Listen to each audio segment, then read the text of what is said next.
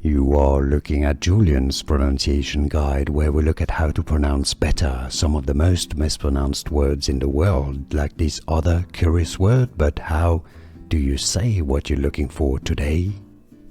We are looking at how to pronounce the name of this airline, as well as how to say more names of different airlines and more country names as well. Stay tuned to learn more.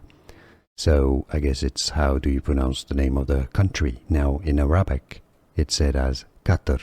Qatar is how it's said. So in English, Qatar, Qatar, or the Americans often say Qatar, Qatar.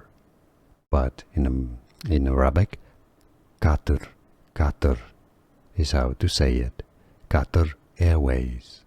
And now you know. Here are more videos on how to pronounce more confusing words and names too many mispronounced. Like this video if you found it useful. I appreciate your support. I'll see you soon and thanks for watching.